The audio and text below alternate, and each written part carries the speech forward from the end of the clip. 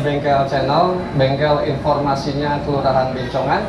Pada pagi hari ini kita kedatangan tamu Ibu Dokter Suci Mulyati, dokter spesialis kedokteran keluarga layanan primer. Kita akan berbincang-bincang panjang lebar mengenai apa sih peran daripada dokter spesialis keluarga layanan primer itu.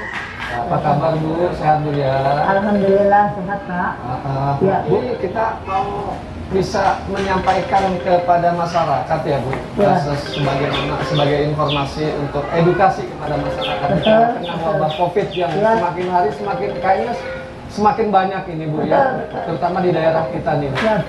Jadi dari awal kami dipanggil oleh Ikatan Dokter Indonesia.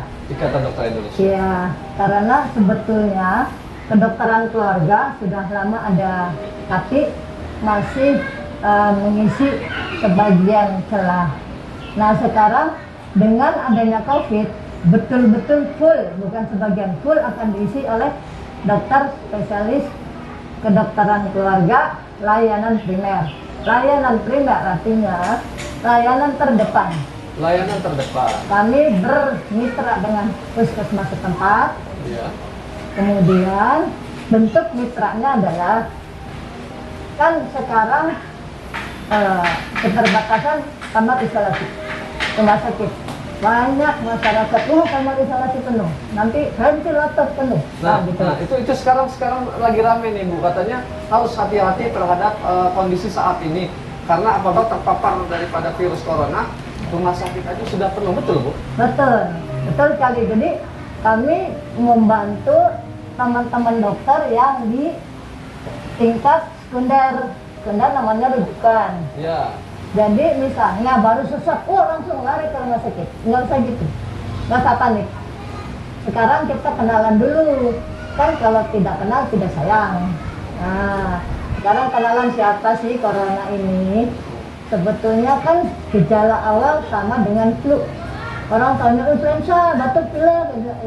Dulu seperti biasa, flu itu keganasan virusnya itu bisa ditangkal. Tapi dengan perubahan cuaca, kan ada angin napaling, apa segala itu kan.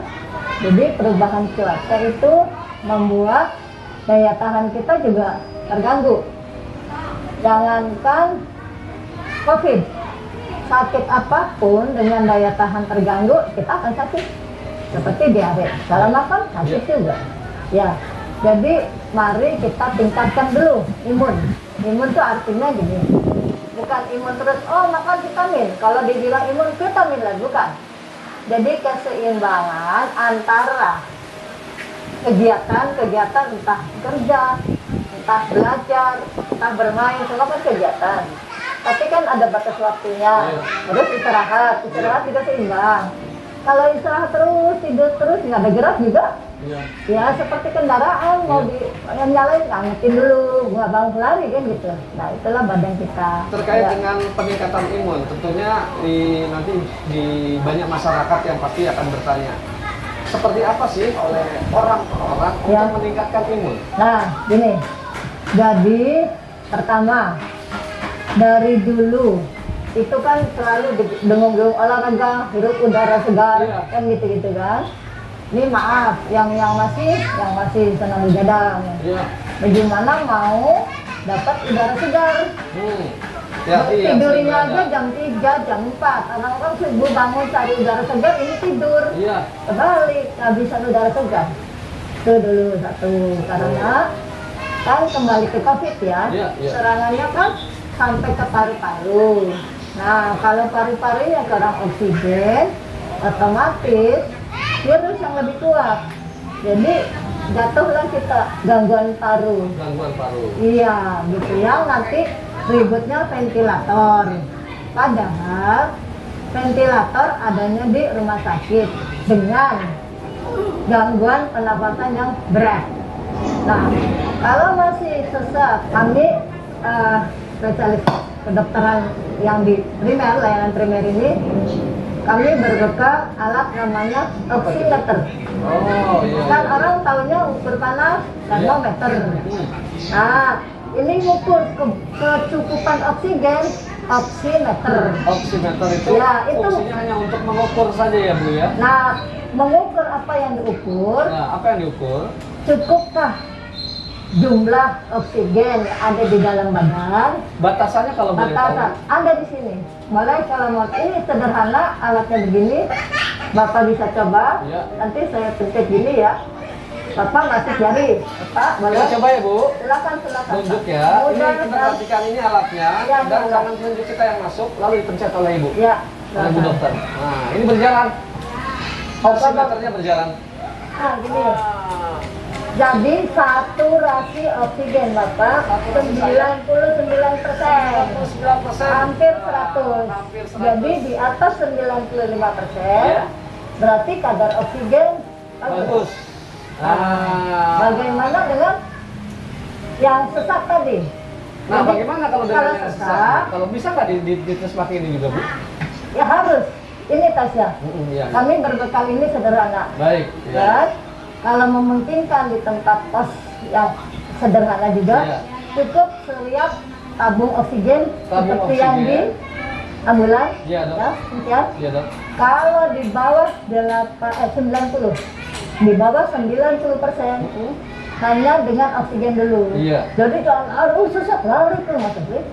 Karena sesak kemungkinan paru-paru atau jantung. Paru-paru atau jantung? Ya, Tidak gangguan ada. paru-paru atau Tidak ada jantung. yang sesak karena faktor lain. Ada lagi satu gangguan lambung. Gangguan Kalau asam lambung. lambung terlalu tinggi, kan ke antara rongga perut dengan rongga dada tidak ada batasan keras seperti papan apa. Adanya otot tebal seperti karton. Jadi kalau telat makan atau banyak minum yang bergas itu akan rusak seolah-olah seperti. Jadi bagi masyarakat tentunya dihimbau Ya, minumlah air putih yang banyak. ya betul. Jangan minum yang beralkohol Gas. atau Nah. yang menimbulkan gas. Betul. Tadi dokter menyampaikan bahwa minum yang mengandung alkohol, minum yang mengandung Banyak, gas, lalu penuh ya, di dalam lambung. di dalam lambung. Jadi Dan gas, akan ya. gas ke atas, Nah, kita akan sesak. sesak. Jadi sesaknya mendorong paru-paru atau mendorong jantung. Ya, apa tindakan pertama dia, Bu? Nah, tindakan pertama, kembali dulu ke sikap hidup. Kita melihat negara maju, Jepang maju, ini maju. Padahal sikap pola hidup namanya. PHBS, pola hidup bersih sehat. Iya. Nah, pola hidup bersih, bersih sehat bagaimana? Begitu bangun tidur, seperti biasanya orang-orang tua, bangun, mandi bapak, dan bersih. Iya. Bersih. Nah, jendela tempat ruang tidur, entah kamar, itu dibuka, masuk udara bersih dulu Iya. pagi-pagi sampai jam 8 gitu. Yang memang perlu bantuan AC yang tidak perlu 24 jam. Iya. Cukup selama tidur memang kemarau, panas boleh bantuan AC kan gitu. Tapi jangan lupa kalau pakai bantuan AC itu air di dalam badan akan terserap melalui pori-pori, kan seolah-olah enak adem gitu ya. Itu harus banyak minum. Bisa Memang akan banyak. dehidrasi, Dok? Itu namanya dehidrasi. Nah, berkepanjangannya karena dehidrasi kan beban ginjal, Iya. lari ke ginjal lagi. Iya. Beban ginjal berat, Iya. ginjalnya kering. Iya. Lama-lama kan kristal-kristal jadi batu ginjal. Pemirsa hati-hati yang menggunakan AC di rumah. Jadi dikontrol, dibuat timer. Ya, Jadi betul. nggak mesti harus tuh AC itu non-stop. Bahaya. Tadi dokter bilang bahwa manfaatkanlah atau pergunakanlah AC yang sesuai dengan kebutuhan kita dan jangan sampai berlama-lama kalau kita menggunakan AC. Ya. Terkait dokter spesialis kedokteran keluarga layanan primer. Ya. Ini sudah ada di mana aja, Dok? Jadi memang baru dikukuhkan bulan Agustus Agustus 2020. 2020. Oh, baru ini, Dok ya? Karena itu tadi mengejar kekurangan tenaga dokter spesialis di layanan primer. Karena selama ini dokter spesialis adanya di rujukan atau sekunder. Seperti kembali sesek lari-lari. Jadi saat ini bukan nggak boleh sesek lari ke rumah sakit, yang saya bilang tadi dengan alat sederhana, terus sikap kita juga, lingkungan apa itu banyak membantu. Jadi juga mengurangi kunjungan ke rumah sakit dan risiko di rumah sakit kan COVID meningkat. Kita masuk dengan sesak, sesak biasa perlu bantuan hanya oksigen. Tiba-tiba ketularan COVID, jadinya COVID pulang dari rumah sakit. Padahal tadinya bukan COVID. Tuh Pak. Jadi apa ya, pengertian masyarakat juga jangan tinggi, wah pemerintah kurang ventilator, kurang rumah sakit. Bukan, yang kurang adalah kesadaran kita. Pembatasan masker usahakan per 4 jam ganti. 4 jam ganti. 4 jam ganti. Karena kan kita nafas kan keluar CO, yang oksigen yang memang harus dibuang. 4 jam kan sekian kehirup lagi nanti. Gitu. Itu yang terakhir juga viral dengan happy hipoksia. Apa tuh, Dok? Kan lagi happy hipoksia, kurang oksigen kan, mati di tempat. Hati-hati buat masyarakat, bijaklah menggunakan masker. Dokter tadi bilang 4 jam loh kita harus menggunakan masker dan harus mengganti. Nah kalau kita tidak ganti itu masker selama 4 jam, tentunya sudah kebayang Dok ya. Kita juga jadi menghirup udara yang kotor lagi gitu. Jadi disarankan sama Ibu Dokter bahwa ayo kita bijak, pergunakanlah masker dan kita ganti 4 jam sekali. Kalau keluar rumah, pergunakanlah masker. Nah Dok, kalau misalnya banyak orang atau kerabat kita, siapapun lah, yang habis bepergian dari luar, sikapnya ketika masuk ke dalam rumah harus seperti apa? Masker lepas. Masker lepas, dibuang. Kemudian tangan cuci. Tangan cuci. Lalu terus lagi, kalau perlu ganti baju semua. Pakaian ini harus seperti ibu-ibu deh ke pasar, kan banyak orang. Nah itu dia. Ganti baju. Ibu-ibu banyak sekali kalau ke pasar. Baju rumah, Kalau ke pasar kan, begitu pulang ke rumah, apa yang harus dilakukan? Ganti semuanya? Ganti, segera ganti. Segera dicuci? Direndam dulu, nanti ya. Kalau mungkin lagi mandi. Mandi ya? Mandi, kan bersih semua. Ingat ibu-ibu, jadi kalau kita, ibu-ibu habis dari pasar, pesan dokter, bagi ibu-ibu yang mempergunakan hijab ataupun mukena atau penutup kepala, menggunakan pakaian, menggunakan masker, sebaiknya sampai rumah diganti semuanya, direndam, dibersihkan, dan pergunakan yang baik ataupun yang bersih. Supaya apa? Supaya kita tetap terus terjaga. Ini pola hidup bersih ya Dok ya? Pola hidup bersih sehat. Pola hidup bersih sehat. Saya tadi masih belum bisa mencerna bagaimana kita untuk mendapatkan imunitas di dalam tubuh kita supaya meningkat Dok. Apa tips yang bisa didapatkan dari kami untuk masyarakat dari dokter? Imunitas gini, memang akhir-akhir ini, tambahan vitamin ini, nggak perlu pusing.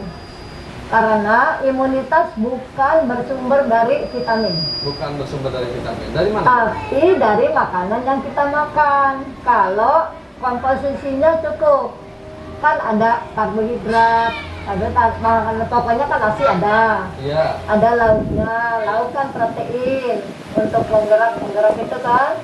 Nah, untuk kita bisa bergerak ini protein dari ikan, tempe, tahu, daging, telur gitu, untuk sumber tenaga. Nah, terus sayur atau buah. Jadi ibu-ibu, bapak-bapak nggak perlu maksa anak makan sayur. Nggak sayur ya gantilah buah. Mana yang suka? Buah dan sayur itu mengandung serat. Nah, kalau ribut vitamin C, vitamin ini, kebutuhan vitamin masing-masing, mau vitamin C, mau vitamin E itu ada di dalam sayuran kalau rutin dimakan. Dok, rutin itu setiap hari? Iya, setiap hari berarti kita harus mengkonsumsi yang tadi dokter sampaikan, Iya. supaya imunitas kita. Iya. Nah, masyarakat kita kan belum tentu bisa memiliki kemampuan dok untuk membeli itu. Caranya gimana dok? Ini jangan tuh vitamin. Jadi makan, coba deh, jangankan di restoran, di warteg ada yang nggak menyediakan pisang.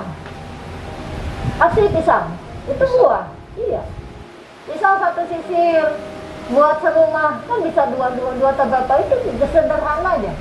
Atau di rumah nanam yang bisa ditanam, jambu batu bisa ditanam, jambu air bisa ditanam. Manfaatkan pekarangan untuk tanaman-tanaman yang bisa buat dikonsumsi sendiri. Kalau lagi pengen beli ya beli, kan mangga bisa ditanam. Iya. Itu. Jadi ini sebenarnya kita benar-benar subur kalau mau ngelolanya. Iya.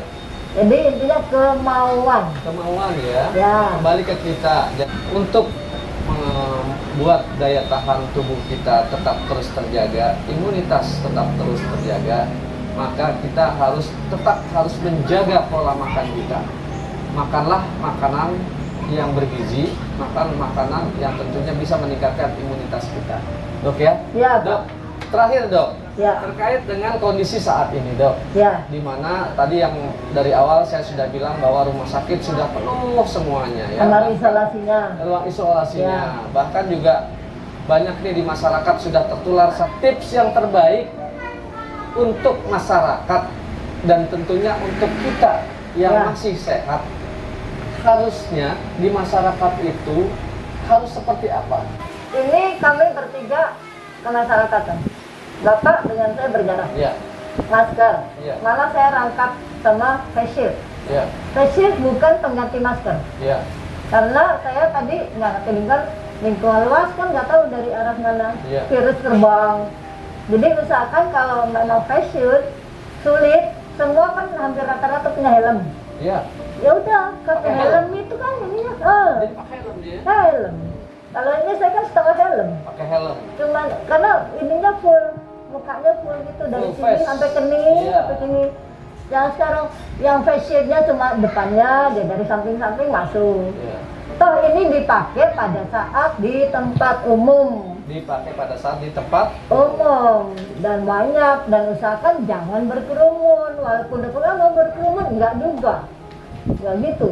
Nah, kalau udah di rumah kan udah, nah ini kembali dilap lah. Kalau ada sanitizer apa ini dilap juga, kan badan mandi.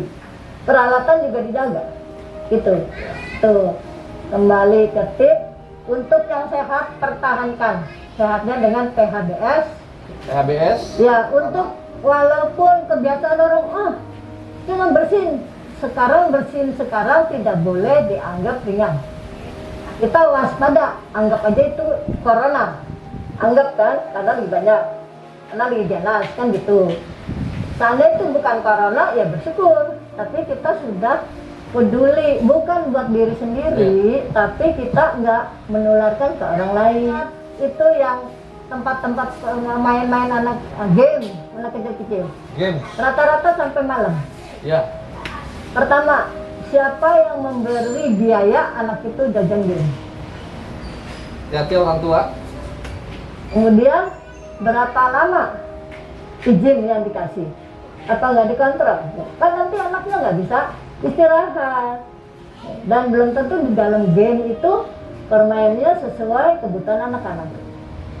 Lalu, Itu, Pak. lain lagi dok.